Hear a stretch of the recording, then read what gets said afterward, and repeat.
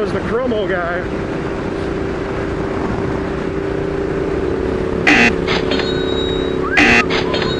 Yeah.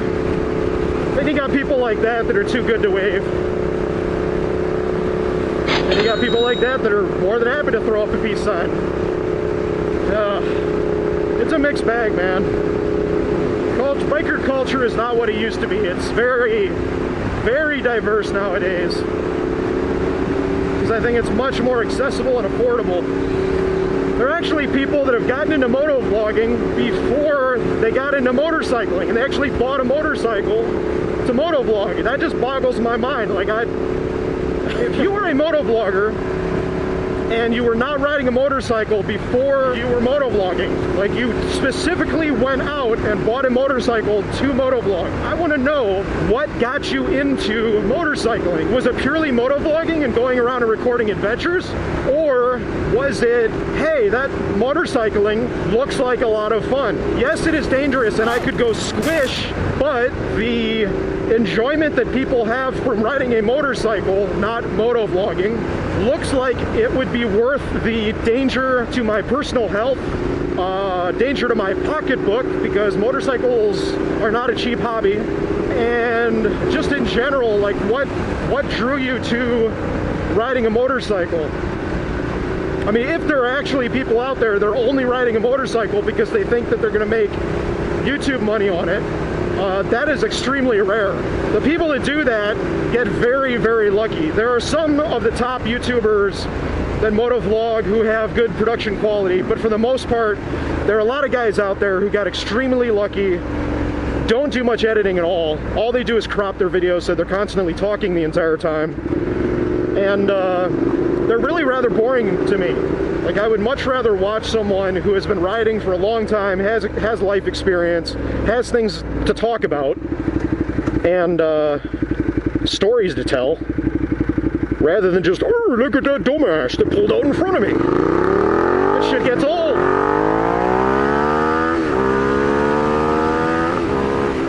And this shit right here gets old. Going fast, straight line, yeah. I've been there, done that.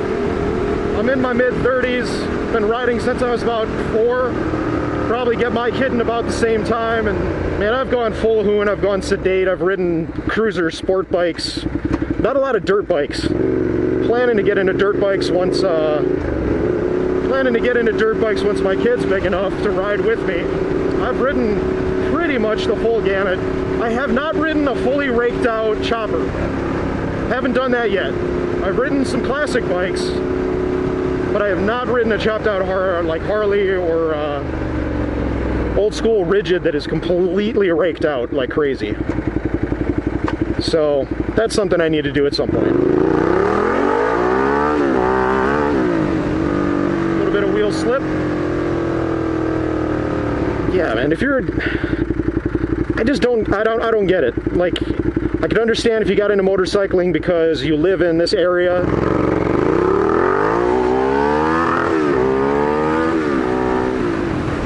And you want to be able to split lanes to get to work on time. That I can understand. Not something I'd recommend, but if you're a thrill seeker, want to get into stunning and riding like a jackass, I can kind of understand that. I do that from time to time. But to only get into it for motovlogging, that I don't get. I mean, for personal experience, my motovlog channel, I've spent a lot more money on the channel than I've made, between cameras and software and all the crap that you have to collect, microphones, stuff wears out, stuff breaks. It seems like it would be a bigger financial liability than it'd be worth, especially if you're in your early 20s and you don't have a lot of cash flow. Now, of course, if you're, say, in Silicon Valley and you're already making 6 figures, or, I mean, even a decent salary and you're living comfortably anywhere in the country, yeah, I can understand doing motovlogging as a hobby. I mean, that's kind of how I got into it. I figured, I've got interesting bikes, I've got interesting shit to say. I started when I was in California, so I had interesting places to go. And, yeah, that's how I got started. I'd already been riding, and it was a passion of mine, and it just seemed like a natural thing to do. Good way to stay in touch with other people that do motovlogging already. Good way to let friends and family know what I'm up to. Good way. It's a good way to make social media announcements about things like that Project Eternity update that I did a while back.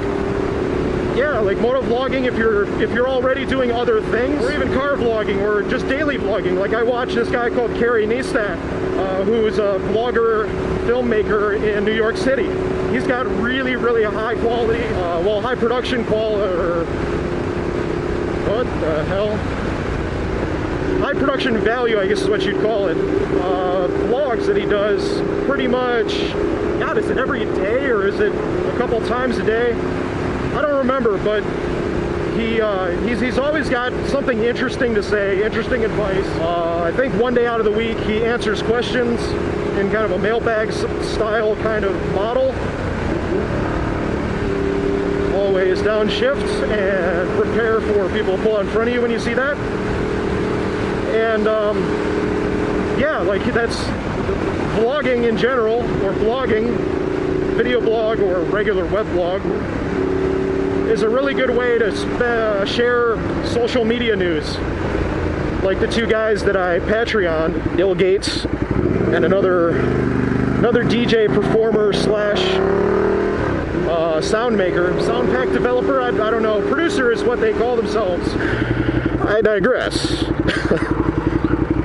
Vlogging just really seems like a tool to me. Like getting into motorcycling is a dangerous hobby, and I don't want to see people who've never ridden before getting themselves killed or crippled by losing track of what they're doing on the bike in order to talk to the camera. Like, it makes me concerned for the new guys that are getting into riding. Like what I would challenge the new riders that are completely new to riding and vlogging, and they got into this because they want to either get into motorcycling or want to get into motovlogging for whatever reason. Like, go out and find a more experienced vlogger, go out and find more experienced riders, look up your local meetup groups, look up your local motorcycle forums, and join those groups and go on rides. And myself as an experienced rider, wanting to do motovlogs for new riders, and wanting to do, say, training videos. I want to do I've got a whole training series that I'm putting in my to-do list.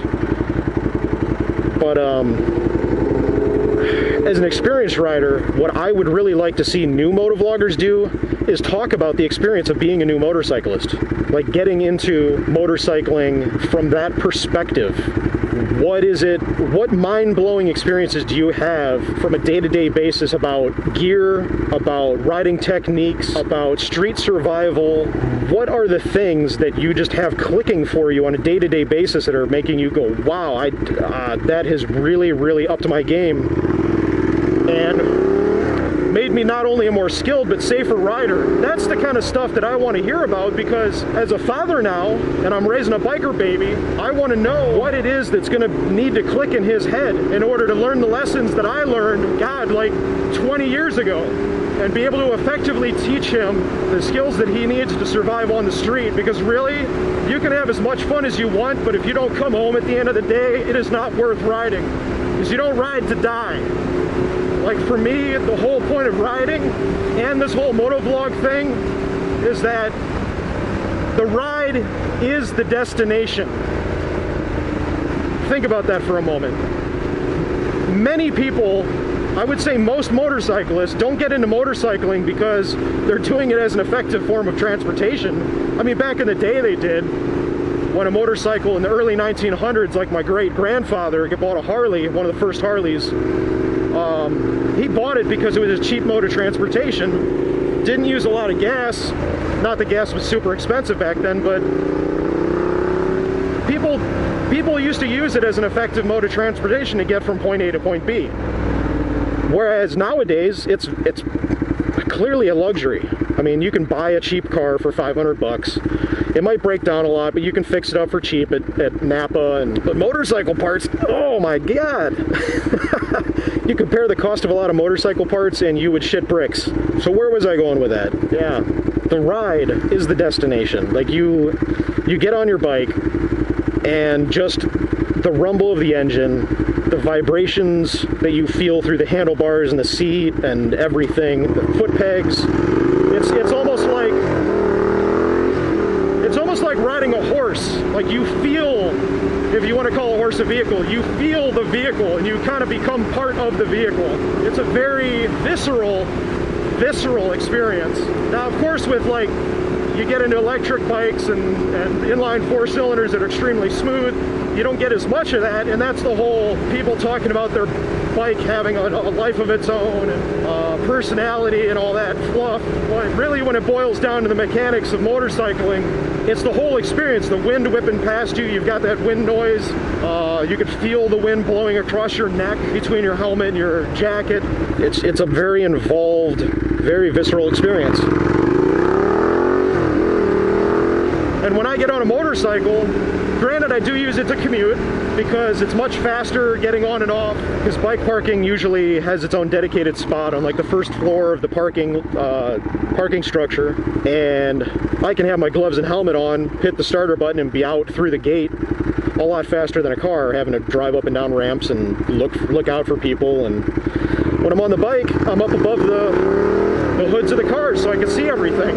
So while I do use it to commute, for the most part, I ride motorcycles because of that visceral experience. I don't know, I don't get why somebody would put the financial investment into getting into motorcycling simply for vlogging, unless they were so turned on by the visuals and the enjoyment that the vlogger was having doing the riding. I know quite a few people have gotten the Diavel. I'm surprised. Like, I'll hear people on the forums and on my channel that are like, man, I picked up a Diavel because of you, and I saw your vlogs. Like, it really sold me on the bike. I'm like, oh, damn, that's really cool. I hope it's not your first bike. but if it is your first bike, at least you've got urban mode. But I don't know. So tell me what you guys think, and what got you into vlogging and motorcycling, whether you're a vlogger or not. I mean, I clearly got into it because my dad was a motorcyclist, my great-grandfather was a motorcyclist, family members have been, off and on been motorcyclists, and I've been doing it since I was a little kid. But yeah, there's all kinds of stories. Taught my wife on an SV1000, so the whole argument of women can't handle big bikes, bullshit.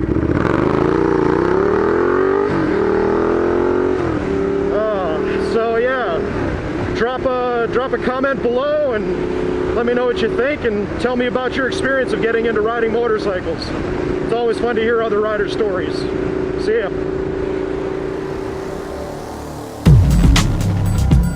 West Coast. Time to root.